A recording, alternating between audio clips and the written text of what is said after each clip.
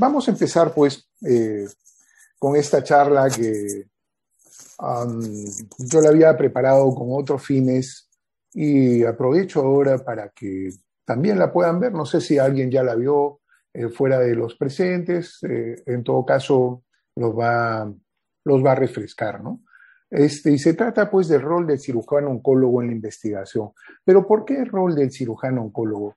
Lo que es cierto es que a partir de la década del 70, cuando se declara la guerra al cáncer en los Estados Unidos por el presidente Nixon, empiezan a invertir mucho dinero en investigación. Y si ustedes no lo saben, lo pueden leer. El negocio de las medicinas, y lo digo así, el negocio de las medicinas es el tercero que más aporta en el mundo, después de las drogas y después de las armas. Entonces, para poder hacer investigación hay que ser motivado, hay que ser incentivado, porque la investigación cuesta, no es gratis, hay que trabajar. Y ese trabajo tiene un costo.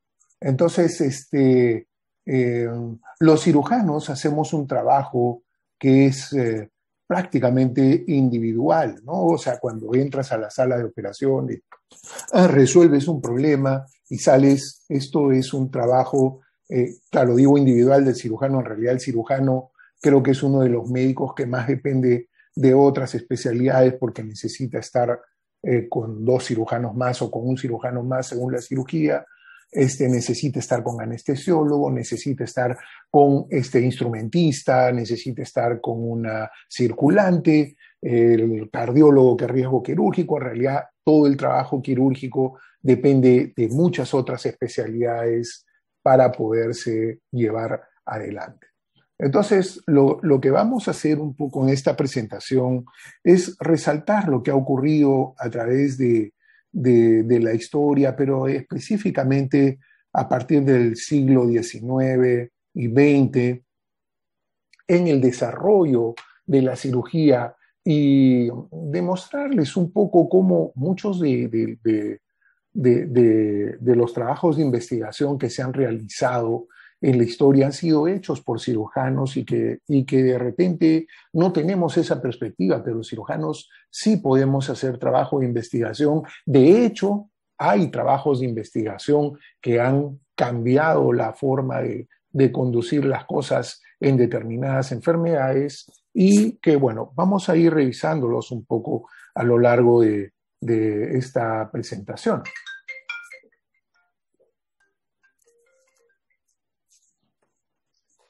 Bien, un poco de historia, ¿no? La primera herramienta disponible para el tratamiento del cáncer fue la cirugía. Y lo que quiero que vean es que, fíjense que en 1809, a principios del siglo XIX, Ephraim McDowell resecó un tumor de ovario sin anestesia. Fue la evidencia de que la masa tumoral podía ser curada por cirugía. ¿Se imaginan ustedes abrirle el abdomen a una paciente, meter la mano, teniéndola despierta, y sacar un tumor? En esa época, donde era preanestésica, preantibiótica, pretransfusiones, pre-todo. Vi la descripción, pero no vi cuál fue el resultado final de esta cirugía. Pero la cirugía fue, digamos, el inicio, ¿no? ¿Y qué cosa ocurre de manera importante? Le atribuyen a John Collis Warren el primer uso de anestesia pública. Fue casi como un show, públicamente en la calle. Se le operó a una persona y se le sacó un tumor con un anestésico local. ¿Cuál fue el anestésico local? ¿Qué creen ustedes que fue? Cocaína, porque la cocaína se empezó a desarrollar gracias a los estudios del famoso psiquiatra, se me fue el nombre. Fue descubierto por un psiquiatra que después empezó a usar cocaína y un poco que se convirtió en una especie de adicto. Claro que en ese momento eso no estaba penado ni estaba perseguido por la ley. El otro punto importantísimo, y para completarles, en realidad al que le atribuyen el uso de anestésico local y haber difundido el uso de anestesia, en realidad fue a William,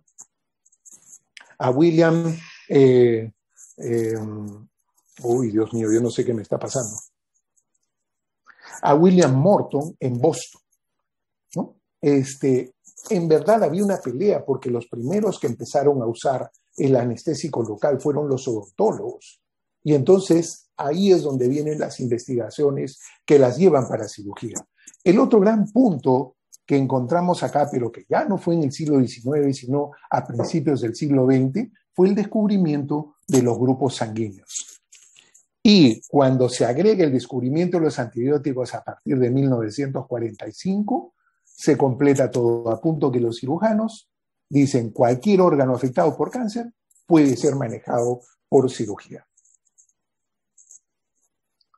Entonces, fíjense que entrando ya a la parte histórica del cáncer, la influencia más profunda en la cirugía de cáncer ocurrió en 1894, con William Halsted, quien introdujo la mastectomía radical para cáncer de mama. Y la base de su operación estuvo en el supuesto de que el cáncer de mama se diseminaba de manera centrífuga y dio pues la definición de la resección en bloque, la operación de cáncer.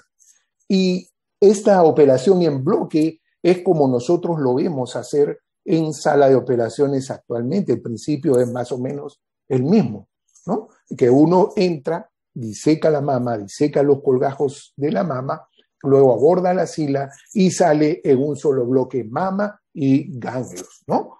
Esto sirvió de modelo en cabeza y cuello, también sirvió de modelo en estómago y también sirvió de modelo posteriormente en colon, o sea que se considera la teoría esta de Halsted crucial, a pesar de que al poco tiempo empezaron a demostrar de que realmente las recurrencias ocurrían muy rápido y que no quedaba muy claro si realmente se estaba haciendo bien o no.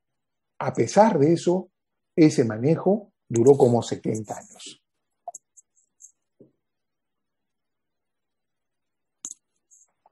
Entonces, aquí les saco un cuadro del New England Journal of Medicine, publicado en el 2012, ¿no?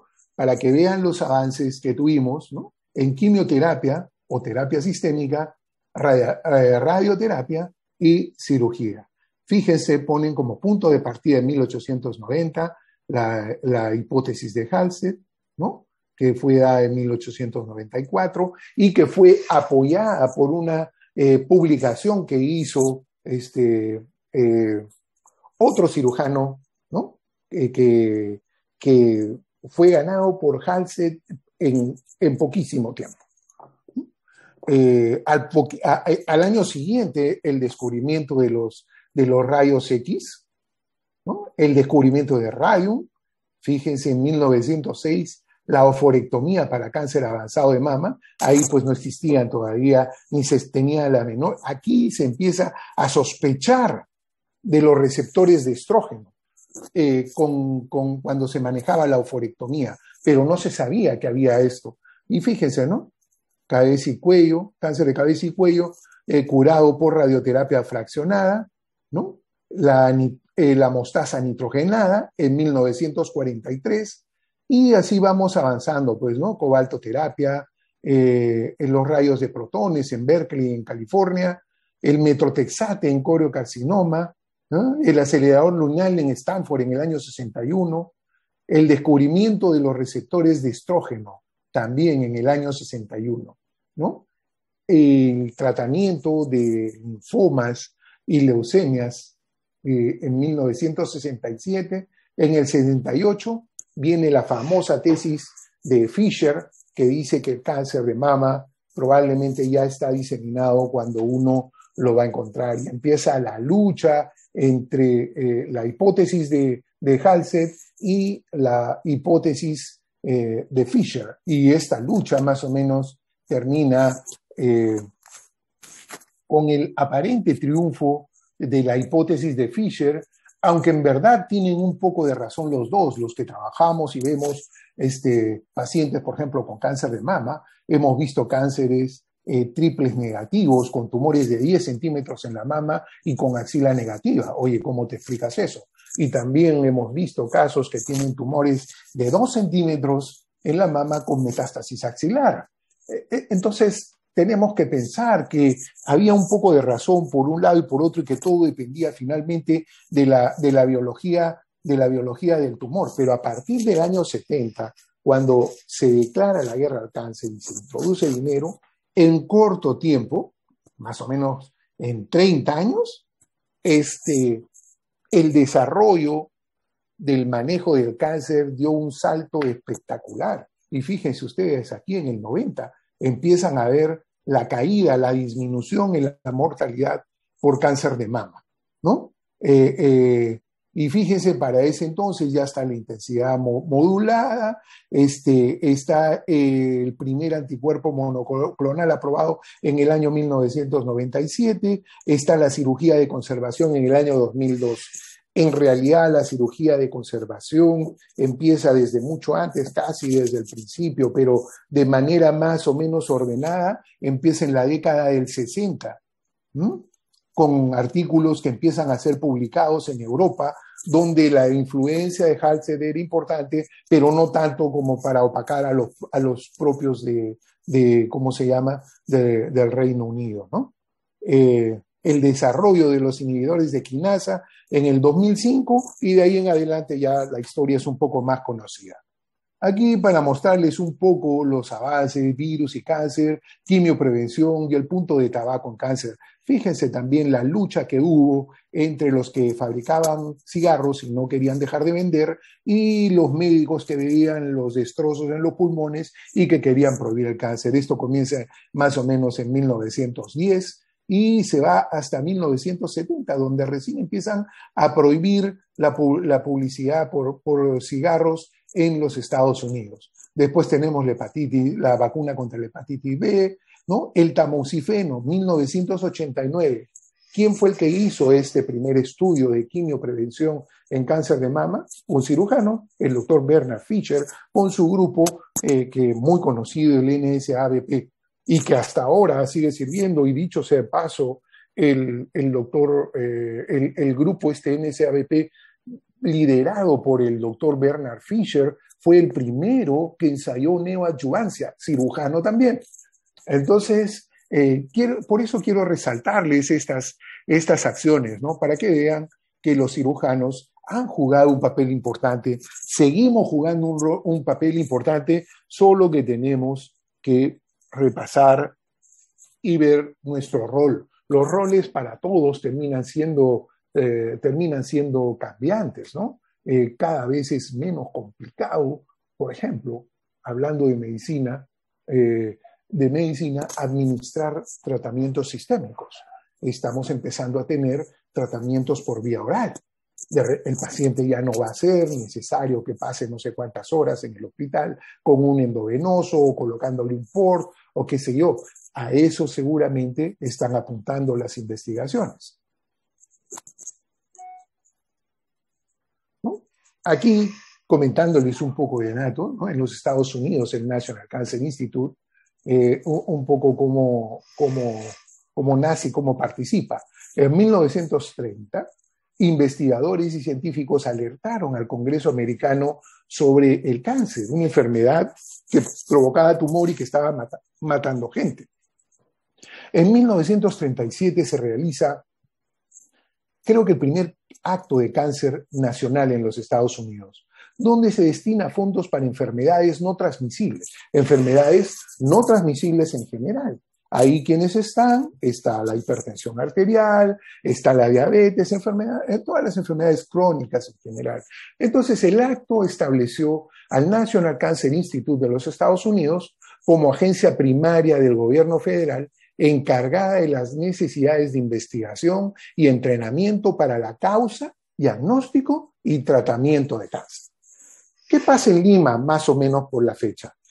En 1939 se inaugura el edificio del Instituto Nacional del Cáncer en la avenida Alfonso Ugarte, en el centro de Lima.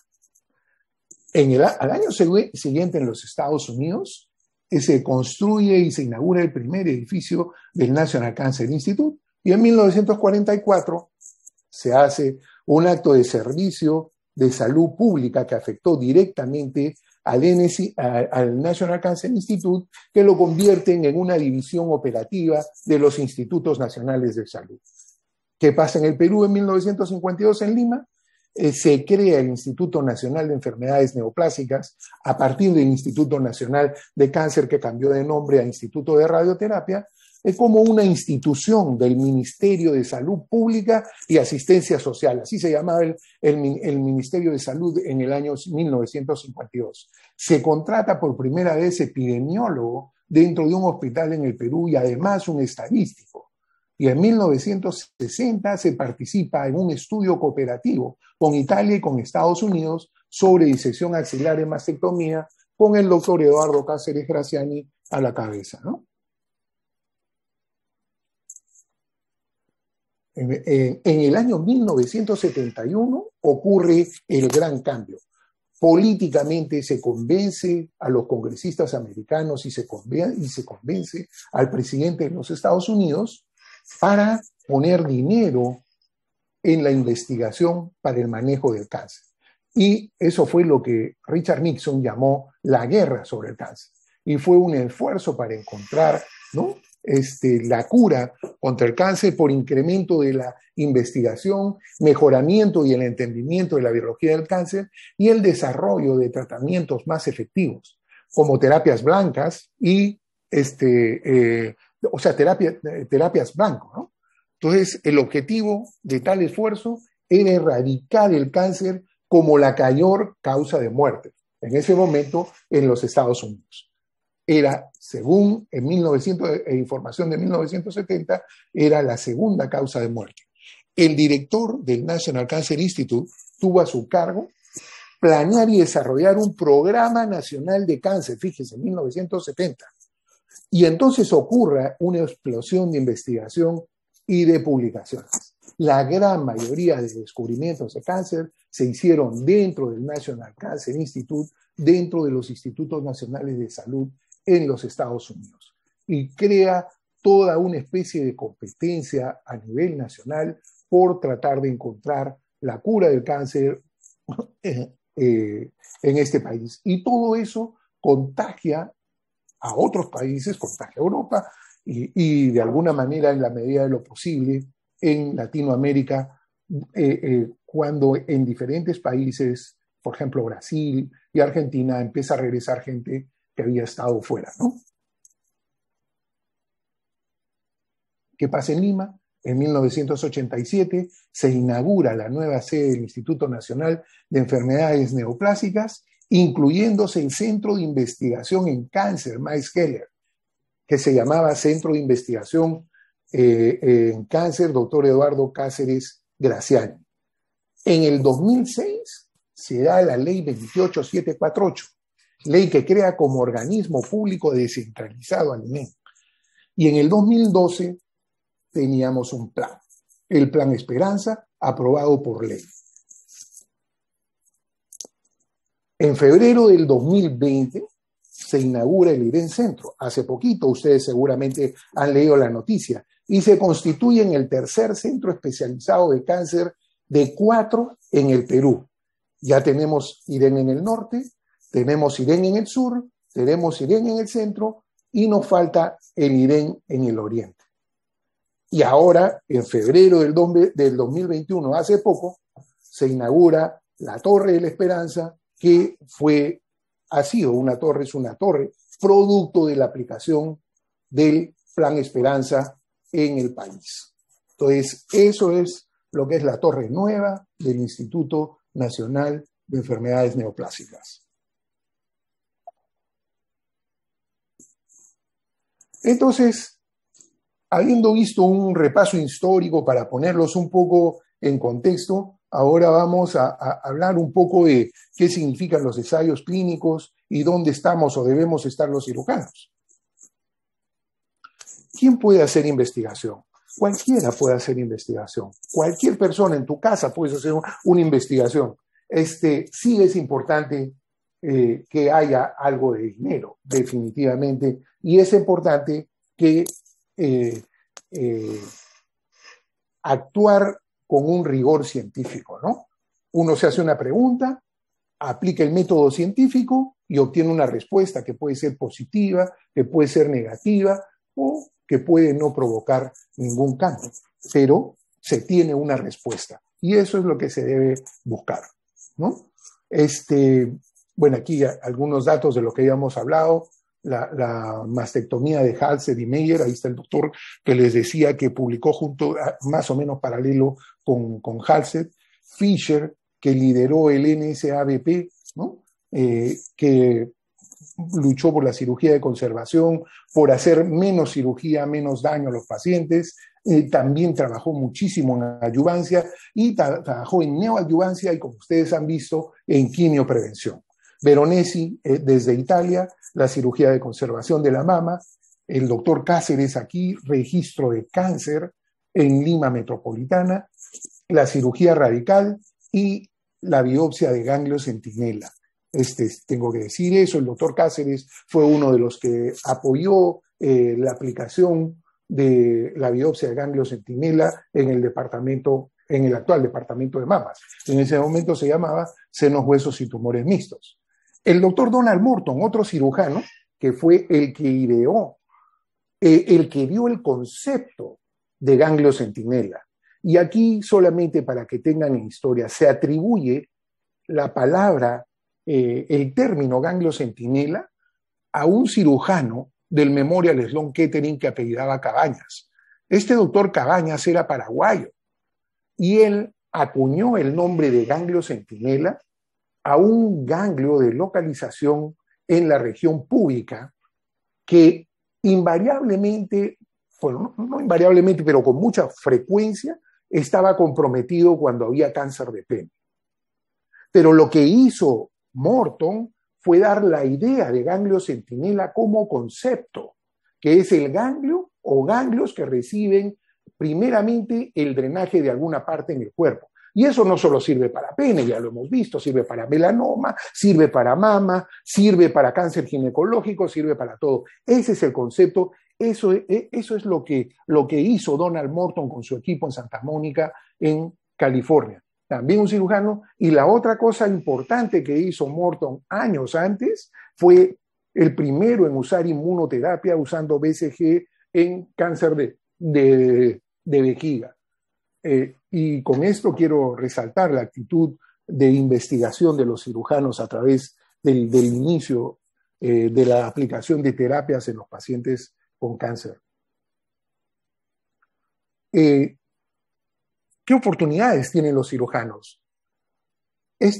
Las oportunidades que tienen es de participar en ensayos en relación a seguridad y o eficacia de una operación en particular, ensayos terapéuticos para determinar la seguridad y eficacia de una terapia o un dispositivo en una población de pacientes quirúrgicos, y otros ensayos que pueden estar dirigidos a una disparidad de salud particular o dirigirse a un tema de calidad de vida. Entonces, cada uno tiene que ver cuáles son sus problemas en el área que está y tratar de encontrarles una solución.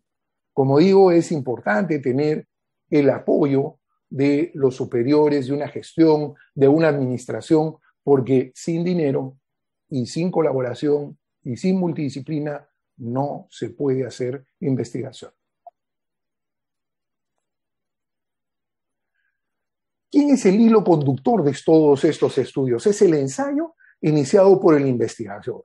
Los ensayos iniciados por el investigador son propuestos por la iniciativa de un investigador. Esa iniciativa la puede tener cualquier médico y en realidad la puede tener cualquiera. En el aspecto de salud, en el aspecto de cáncer, lógicamente tiene que ser un médico o alguien que está viendo un problema, ¿no? Diseñado para responder una pregunta científica. sin una compañía u organización con fines de lucro que tome el rol de un patrocinador, que probablemente sea no solicitado. ¿Por qué? Porque eso probablemente pueda llevar a algún tipo de sesgo. Entonces, esa es una de las cosas más difíciles de realizar y de mantener, ¿no? Estos ensayos clínicos a menudo son diseñados por un científico clínico. Puede ser un clínico médico, puede ser un clínico quirúrgico, puede ser un clínico radiooncólogo, ¿no? Los que se pueden encargar. Y este es el llamado investigador principal, o IP o PI, como dicen los americanos, ¿no? Principal Investigator.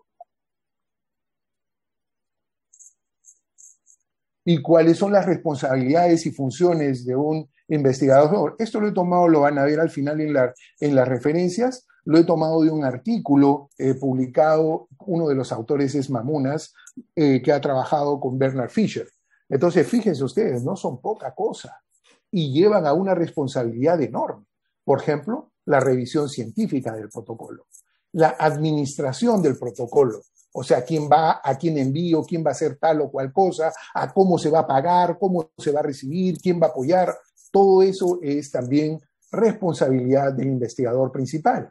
La ejecución del protocolo, la adherencia, los pacientes que se están incorporando son realmente elegibles, responsabilidad del investigador principal. Los procedimientos para randomización, registro, aquellos trabajos que van a ser ciegos o que van a ser abiertos, ¿no? Ya hemos tenido de sobra desde el punto de vista periodístico comentarios sobre trabajos de investigación. Probablemente nuestra población ahora está totalmente involucrada con este tipo de términos, ¿no? Protocolos, estudios adversos o reportes de eventos adversos, ¿no? Manejos de la data del estudio, ¿no? Y la calidad y la seguridad, ¿no? O sea, prevención, detección, corrección de errores, monitoreo y auditar los datos. Como se dan ustedes cuenta, es una responsabilidad enorme. Y cuando las cosas fallan, ya hemos visto lo que pasa. En este caso especial había una condena, pues, general, ¿no? A raíz de las vacunas y de todo y todos los temas que han pasado. Pero eso tienen que tenerlo en mente, sobre todo si quieren hacer investigación. ¿Qué tipo de iniciados tenemos o de estudios, de ensayos iniciados tenemos? Aquellos que son de centro único, por ejemplo, que son los preferidos porque simplifican la conducción del estudio. Solo hay dos partes involucradas, el investigador principal y el patrocinador, y la información en una sola institución. Sin embargo, puede haber objetivos que para su demostración requieran cantidades de pacientes que no se pueda conseguir en una única institución. Ventaja para el instituto, porque el instituto es una entidad que tiene años en el país, que tiene un prestigio, que tiene un nombre y que tenemos una cantidad de pacientes de diferentes patologías que realmente cualquier centro podría envidiar lo que tenemos, ¿no? Entonces, estos de centro único tienen un alcance limitado. ¿Y qué cosa puede incluir un estudio piloto? Estudios de fase 0, de fase 1 o estudios pequeños no randomizados de fase 2. Todo depende de la capacidad de investigación que tenga el centro, que estamos llamando como centro único. Tenemos también los ensayos multicéntricos, que son conducidos a través de un consorcio de centros para reunir las necesidades de reclutamiento de estos estudios, a menudo con un objetivo clínico y un tamaño de muestra más grande de una manera oportuna, ¿no? Y existen los consorcios informales ensamblados por el investigador principal, que tiene colegas, que tiene amigos en otras instituciones, los llama y les dice, oye, miren, está pasando esto, quiero hacer un estudio sobre tal o cual, les interesa participar o qué sé yo, y los consorcios formales, aquellos que no tienen fines de lucro, pero que también puede haber consorcios formales con fines de lucro. Lo que no está bien es el secreto, ¿no? Si tú tienes fines de lucro, tienes que decirlo. Y por eso todo el mundo comienza ahora, cuando presentas un trabajo, oye, estos son mis disclosure o son las cosas que yo tengo que decirles. A mí me paga tal laboratorio, me paga X laboratorio, me paga Y, me paga no sé quién, y de vez en cuando voy a hablar de temas X, Y o Z en tal o cual laboratorio. Entonces, son cosas importantes y que uno tiene que decir, porque si no, eso se presta a malas interpretaciones. Uno de los mayores retos es correr un estudio multiinstitucional. Los temas legales, tales como los contratos, son causa de los mayores retardos. También lo hemos podido ver, y trabajar en estudios multiinstitucionales es realmente bastante duro. Hay controles de toda clase. En el departamento hemos tenido oportunidad de trabajar, por ejemplo, en el International Breast Cancer Study Group y la recolección de pacientes y cómo vienen la gente que chequea y se sientan contigo y sacan las historias y cualquier cosa, te piden que tú expliques qué cosa es lo que tienes. Cada explicación tiene que ir firmada, cada explicación tiene que ir con un sustento. Y fíjense, esto fue lo que pasó. En Estados Unidos se juntaron un montón de grupos que algunos estaban dispersos, algunos demoraron mucho para formarse. Por ejemplo, el NSABP se demoró para formarse porque nadie quería darle importancia a Bernard Fisher, porque estaba retando al máximo cirujano que existía, entre comillas, en el mundo en ese momento. Y cómo se atrevía a decir algo en contra de la teoría de Halsted. Entonces tuvo que incluso buscar en Canadá que haya gente que lo apoye para poder hacer sus trabajos, ¿no? Y ustedes pueden leer acá, pues hay varios términos que seguramente conocen. El instituto era, no sé, me imagino que todavía sigue siendo parte del Southwest Oncology Group, ¿no? El grupo The Alliance, ¿no? Que está formado por el ACOSOC, que es parte del Colegio Americano de Cirujanos. Aquí el NRG Oncology, el NCTN, el National Clinical Trials Network, ¿no? ¿Y qué cosas, qué beneficios les da a la gente que participa en todos estos estudios? Está pues el reclutamiento de pacientes para ensayos clínicos diseñados para responder terapéuticas relevantes e interrogantes del diagnóstico, que puede ser en cáncer de mama, en tumores estromales gastrointestinales, cáncer pancreático, etc., etc., según lo que se quiere investigar, ¿no? Asistencia a las reuniones de grupos cooperativos, exposición a especialistas y científicos de otras instituciones, entrenamiento y liderazgo. La gente tiene que ir entrenándose, por eso hay que apoyar a la gente joven. Hay que ver a la gente joven, apoyarla para que hagan este tipo de cosas, para que tengan el roce profesional, se den cuenta en qué nivel están afuera y en qué nivel está uno. Es increíble porque uno se coloca y dice, bueno, oye, yo estoy muy lejos de esto. No, mira, lo que hago en mi centro es más o menos igual que ellos, o sea que no estoy lejos, sí puedo ir adelante, ¿no? Es algo que se tiene que tener muy presente, y este apoyo a la gente joven para que se desarrolle, para que visite, para que conozca cómo son otras realidades, que después regresen al país para aplicar todo lo que han aprendido, ¿no? La curva de aprendizaje para abrir un nuevo programa puede ser desalentadora, pero es alcanzable, dice la gente del NCTN, especialmente con el soporte disponible. Y ellos lo dicen para ellos mismos, para el NCTN. Oye, yo tengo el soporte y yo se lo voy a dar al que quiere investigar y al que demuestre que tiene capacidades para investigar. En un programa comunitario los costos económicos son manejables y los reembolsos son adecuados, pero en un programa enorme multiinstitucional muchas veces eso es difícil, ¿no? El éxito depende de la selección del ensayo y del match con la población local. O sea, que lo que la patología que tú tengas en el centro donde trabajes, vaya pues con lo que tú quieres investigar. Si te vas a poner a investigar en un caso que casi nunca ves o ves muy poco, no vas a poder juntar. Para eso existen los ensayos multiinstitucionales, ¿no? Cuando hay casos raros, se juntan de diferentes centros y tratan de colectar casos para poder llegar a una conclusión y poder terminar el protocolo dentro del tiempo estimado, ¿no?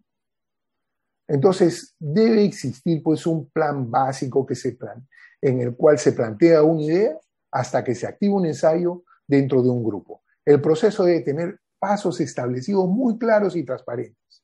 La investigación tiene que ser estimulada, tiene que ser liderada y tienen que existir líneas de investigación. Los elementos claves de un sitio de reclutamiento operacional son eso, el compromiso del investigador principal. No es solamente, oye, yo quiero ser el investigador principal. No, tienes que trabajar, tienes que tener una actitud, tienes que relacionarte con la gente que está trabajando en tu protocolo, tienes que subir, tienes que bajar. Eso es lo que tiene que tener un investigador principal, ¿no? La estructura de soporte y operacional, oye, ¿dónde nos vamos a reunir? ¿Quién va a sacar fotocopias? ¿Qué máquinas vamos a tener? Ensamblar los equipos, ¿no? El equipo de tratamiento multidisciplinario, ¿no? ¿Qué especialistas van a participar de esta investigación? Y el equipo de investigación clínica. Tienen que existir redes de atención, oportunidades, identificar los obstáculos para que tú puedas vencerlos y puedas solucionarlos. Bueno, acá quiero comentarles alguna experiencia personal en investigación en el instituto, que de repente puede servir de algún modelo para alguien, ¿no? La historia de la cirugía ha sido una historia de escalamiento y deescalamiento. Y en el instituto tuvimos esto. En la década del 80, en el instituto todavía se hacía la cirugía radical, aunque en el tema de mastectomía se hacía la mastectomía de Patén. La diferencia era que se preservaba el músculo pectoral mayor y se resecaba el músculo pectoral menor. Cuando yo entré, esta era la cirugía que hacíamos en los pacientes con cáncer de mama. Sin embargo, en la evaluación se ve que no es necesario quitar el músculo pectoral menor para hacer una disección completa de la axila. Y no es algo que lo he inventado yo, eso se llama la mastectomía de Madden, y que alguna vez la vi hacer a uno de los jefes. Y dije, ¿y por qué no hacemos esto siempre? ¿No? Entonces empezamos a hacer esta cirugía, bueno, con la oposición de la jefatura del departamento. Sin embargo, finalmente se logró establecer, y ustedes ven, la mastectomía que hacemos ahora es la mastectomía de Madden. Rara vez alguien tiene que recurrir a tratar de hacer una mastectomía resecando músculos pectorales o ya sea los dos o uno, ¿no? El otro tema fue la sutura intradérmica de las cicatrices. Como se sacaba gran cantidad de piel tratando de alcanzar los 3 centímetros en redondo en relación al tumor, las cicatrices eran terribles. Ustedes, de hecho, deben haber visto pacientes en los controles. Entonces, después de haber estado en rotaciones fuera del país, uno ve que todo el mundo hacía suturas intradérmicas y es algo tan fácil que ¿por qué no se puede hacer? También se trajo para acá y se empezó a hacer con la ayuda también de los residentes. Entonces ahora casi todos los pacientes, por no decir todos, se hace el cierre con sutura intradérmica y las cosas se van bien. El manejo quirúrgico del tumor filodes, ¿no? Oye, si el tumor filodes se presenta de tal o cual manera, o si hay tantas recurrencias, esto se debe hacer así, se debe hacer, y uno se preguntaba por qué. Finalmente se revisó todo lo que fue tumor filodes y se llegaron a las conclusiones, bueno, que están publicadas ahí en acta cancerológica. El otro problema que teníamos era con los pacientes que tenían melanoma en los pies o en el pie, ¿no? Pacientes que iban invariablemente a una disección ganglionar, y muchas veces estos pacientes, luego de la resección del tumor, hacían metástasis linfáticas o compromiso de la extremidad inferior. Se trató de hacer infusión aislada de extremidad. De hecho, se hizo un caso, no fue tan bien, pero fue sumamente trabajoso hacer todo esto, ¿no? Y después vienen otro grupo y ustedes dirán, oye, pero ¿por qué otro color? ¿Por qué Aguataz ha cambiado? el color, porque cuando uno llega a ese punto de infusión aislada de extremidad, que las cosas no salieron bien, me di cuenta que no podía estar trabajando solo. O sea, no se podía hacer investigación de manera aislada. Y eso va de la mano con el acercamiento que se tiene con el Departamento de Medicina Oncológica. Y entonces viene el ofrecimiento de participar en el protocolo de ganglio centinela, el 2301. Ya nosotros habíamos venido haciendo biopsia de ganglio centinela desde el año 95 hasta el 2002 en que viene el protocolo. Y entonces pudimos participar y la cosa salió espectacular, salió muy bien. La aplicación de cirugía oncoplástica. En el 2008 hicimos la primera cirugía oncoplástica en el departamento con una paciente que tenía un tumor en el radio 6. Y la paciente quedó espectacular. Eso fue subsecuente a la visita que nos hizo el doctor Benjamin Anderson, que algunos de ustedes deben haberlo escuchado, y que vino de Washington State. Después, la relación con el City of Hope, donde se ha visto el trabajo con mutaciones genéticas en pacientes con cáncer de mama en el Perú, y también la radioterapia intraoperatoria, que bueno, no sé qué ha pasado, que ahora se ha parado un poco, pero realmente la radioterapia intraoperatoria, en la medida que la podamos aplicar, yo creo que es un beneficio enorme para nuestros pacientes.